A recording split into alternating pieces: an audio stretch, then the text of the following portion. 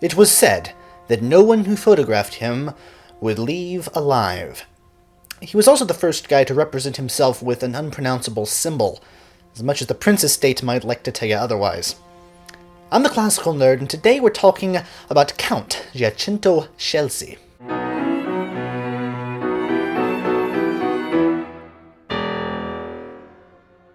It can't be said that Scelsi wasn't destined for a Gothic sort of life, for he was born in a castle in the village of Petelli, in Italy's northwest, in January of 1905. His family also owned an estate in Naples, further south, which meant that they had serious money. Like I said, he was a count. They spent it on young Giacinto in all the stereotypically uppity ways, such as fencing lessons. It wasn't until his move to Rome sometime later that he began truly feeding his long-standing musical enthusiasm. And in fact, this led him to study with a Schoenberg grand pupil before it was cool. Through this, Scelsi came into contact with the 12-tone technique of Schoenberg's invention. Despite this, he never really had a broad background of musical training, and there is no evidence to support the idea that he ever attended a conservatory. Because he came from such a rich background, he was able to easily hobnob and schmooze with the upper crust of artist celebrities, including Salvador Dali. And he also loved attending the so-called noise concerts of the Italian futurists. No guesses as to why they were called noise concerts. It should be noted that Scelsi was mostly a very reclusive figure, and thus cold hard facts can be occasionally hard to come by.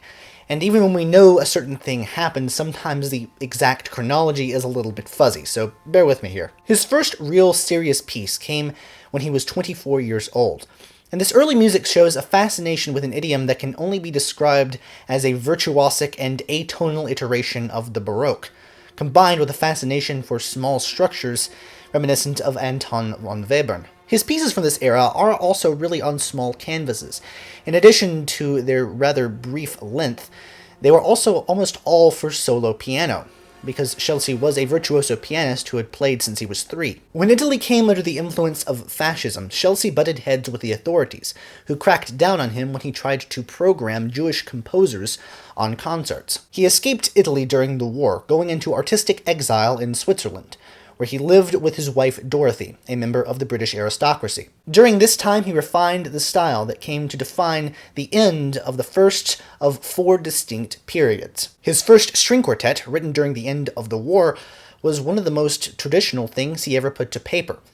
One of its compositional techniques is in taking old Bach scores and compressing them so that melodies became block sonorities. A quasi-serialist technique, even though he'd mostly abandoned that style. He returned to a liberated Italy after the war, but the first period of his compositional career would soon come to a crashing halt when his wife left him. This upset him so totally and so radically that he shifted his philosophy to include more Eastern elements. This likewise affected how he viewed music, and it is in the second period of his compositional career that he came to use one of the defining elements of his style, improvisations that were later transcribed. Not by himself, but by people he hired, and then he just edited the final result. Because of his new philosophy, he was essentially self-denying. He suppressed photographs of himself, and preferred to identify himself solely by the symbol of a circle over a line. He did not think of himself as the composer of these pieces, nearly as much as he thought of himself as simply the transmitter of them from some other faraway dimension. It was said that he cured himself of his wife leaving him by going to the piano and playing the same note over and over again for several days. Which, I'm not judging the guy, but I would think that make you go crazy in a totally different way. In the early 1950s, just as post-war serialism was taking a stranglehold over academia, Scelsi turned to a much more hypnotic style, derived very much so from the concept of playing the same note over and over. Music from the second period can be defined as all about the single sound. In fact, much of his mature music from then on is characterized by its insistence on a single note, such as his most famous collection of orchestra pieces, the 4 pieces on a single note. This fine-tuned control also manifested itself in music for string instruments, where each string has its own dedicated staff. He exacted a kind of control over the sound production that other composers couldn't even dream of. Yet the second period began with music for his own instrument, clearly written by someone who was deeply familiar with its intricacies. He was not the first composer to think up the idea of writing pieces based on a single note. That distinction belongs to the American composer Elliott Carter just earlier in the same decade. But it was Scelsi who used the technique to such an extreme length and used it to such powerful effects. He would not just use the same pitch over and over, but he would microtonally shade it and orchestrate it in a way that you can hear the sound slowly evolving. It's proto-minimalist if you want to go that far. What's interesting is that from a listener's perspective, Scelsi's music can be very, very dissonant, but the dissonance always seems tempered in a way. Much like dissonance in Charles Ives seems exuberant and fun, dissonance in Scelsi always seems to evoke a sense of exoticism and being flung far afield, again reminiscent of this Eastern philosophy. Some even went as far as to call Scelsi the Italian Ives for his radical disregard for the status quo, as they both were independently wealthy and wrote music that they wanted to hear, and not specifically for a career. This is a radical simplification, but it does contain some merit. On top of what was previously mentioned, they were also composers who really were ignored by most of the musical world until very, very late in their lives. Yet he was still mostly writing for the piano, which had its extreme limitations. And for a composer that was so infatuated with a single sound, it was becoming a hindrance. A note once struck could not increase once it had been struck, it only could die away.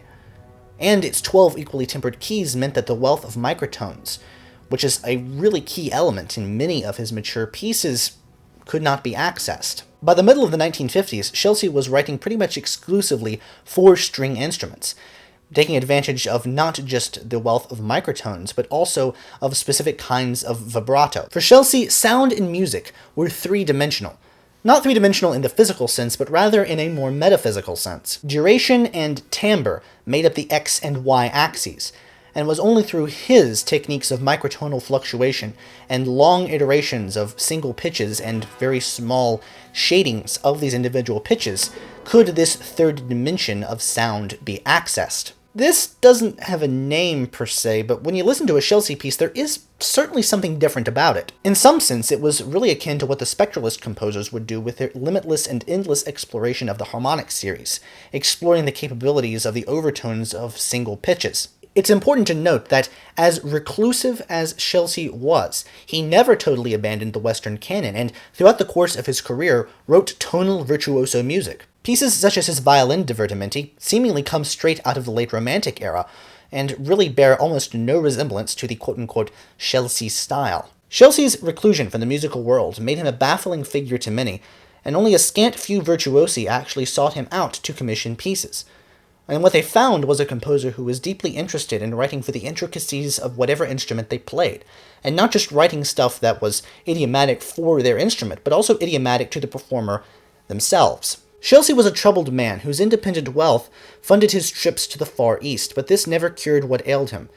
He was always deeply lonely, especially after his wife left him, and he was fueled by an immense self-criticism and perfectionism. He saw himself as a kind of messenger whose work transcended all cultures, but he didn't let it get to his head. We see this in his refusal to be a public individual, and also in his refusal to be called a composer. This was definitely fueled by the enormous troubles that cropped up after World War II when his wife left him, and in fact we even see this in a piece called Elegy for Ty, written for 2 string instruments, throughout the course of the late 50s and early 60s, and Ty was his wife's nickname.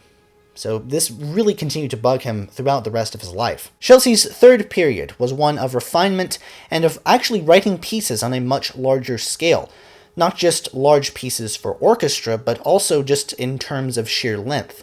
This is when he started his massive trilogy for solo cello, a work that many Scelsi scholars have come to see as biographical. Compositionally speaking, he was fond of using the golden ratio in his pieces, especially later on in his career. In the third period, he also tackled writing for woodwinds in the same kind of methodical way that he tackled string writing in the second. Insistence on note and note alone is still there, but it's not nearly as profound, and in the third period we actually see a reincorporation of polyphony, which he had more or less abandoned after the first period had concluded. It's not really counterpoint per se, but it's more than just these single sounds. We also see music music for voices, just as microtonal and challenging as any instrumental work. His setting of Latin Mass snippets in his 3 Sacred Songs of 1958 is eerie, yes, but also really serene and actually quite beautiful. Everything is conceived orchestrally in the sense that the singers sometimes trade off words mid-word. He also uses extended techniques such as humming or open vowel sounds. They're really well worth the listen. One might be inclined to compare this fascination with György Ligety's prescriptions for his micropolyphony, but it's really hard to compare the two. The end result might sound vaguely similar on the surface level, but where Ligety's micropolyphony was much more structured and defined, Scelsi's was still derived from improvisation. Hardly anywhere in his music, especially in the second, third, and fourth periods, can you actually find techniques that are derived in any way, shape, or form from serialism, whereas micropolyphony definitely was. The turning point from the third to the fourth periods was konx-om-pax, scored for everything under the sun except flutes, where single sounds are transfigured into these massive, hulking harmonies. And considering that it encompassed everything he knew how to do in a very large-scale piece, it's not unfair to say that this is basically his version of Beethoven's Ninth Symphony. In the fourth period, Scelsi returned to a much more refined and austere style, not really writing for large ensembles nearly as much anymore. Mostly his work during this period was reminiscent of the second period, i.e. smaller-scale solo works for strings. There is a sense of timelessness and of weightlessness, even with the massive pieces of his career now behind him. The arc of his career came to yet another conclusion with his return to writing for keyboard instruments. Quarter-tone organ specifically, but still, keyboard. He returned to writing for the piano as well, but this too was refracted because he was so used to writing for instruments that weren't hammer-on-string that he resorted to using electronic manipulation of actual piano sounds. The fourth period also saw an increasing return to similar instrumentation, such as a slew of works for solo double bass, one of which has to have the double bass lying flat on its back. Scelsi's compositional career came to a quiet close in 1978, appropriately enough with a final piano piece entitled Un Adieu, written after he had gone totally blind. The work of transcribing theretofore unrealized recordings came to an end in 1984, with his fifth and final string quartet. He dedicated the remaining years left to him to increasing the performances of his works, and always willing to help out the musicians who came to ask him about his weird music in his Roman apartment. It was not until very, very late in his life that his music became more widely known, and this came through a series of orchestra concerts given less than a year before his death in August of 1988. With no heirs, Giacinto Scelsi became the final Count of Ayala Valva. The sudden infusion of this Eastern proto-minimalist music was one of the final jolts that finally shook off serialism's hold over academia. That there was a composer who was writing such fresh, inspired, and totally modern works without ever once resorting to a tone row was exactly what was deemed impossible by the serialists for many years. Now, if Scelsi's music went beyond the capabilities of the piano, then how on earth was he able to actually record things to later be transcribed? The answer was in an early synthesizer known as an ondiola, which allowed for various changes in timbre as well as, importantly, a knob that allowed for microtones and glissandi to and from them. Mostly these things, known more popularly as the clavioline, were produced for light entertainment, but Scelsi saw in them a deeper purpose. The instrument was limited in the fact that it could only produce one note at a single time, and so for his larger works, Scelsi overdubbed the same tape over and over until he got the result that he wanted. The notation was later extrapolated from this, and one of his collaborators in notation was a composer named Vieri Tossati, who later claimed that it was him behind all of Scelsi's greatest pieces, and in addition, the pieces that people liked were rubbish. Whether Tossati was lying, I know not, but I have a hard time believing him because the music that was produced, regardless of who it was, is certainly not rubbish. Throughout music history, we often run into characters who are equally at home representing themselves in some other creative fashion. For Scelsi, it was all music, except for surrealist poetry, which he would write exclusively in French. When I heard this, I thought it might be interesting to set some of these to music, but as soon as I discovered some of them, I realized that the words placement on the page is just as important as the words themselves, and it would lose this kind of visual element if I tried to set it in any way. One of the biggest modern stages for Scelsi's orchestral music was in the film Shutter Island, which uses Scelsi's music along with some of his avant-garde contemporaries because it's a horror film, and horror films tend to do that kind of thing. The soundtrack includes the choral orchestral Uxactum, the legend of the Mayan city which they themselves destroyed for religious reasons, which is a very long title for an incredibly spooky piece. If you ever have to throw a Halloween party, put this piece on your playlist. Personally, I think it's his masterpiece.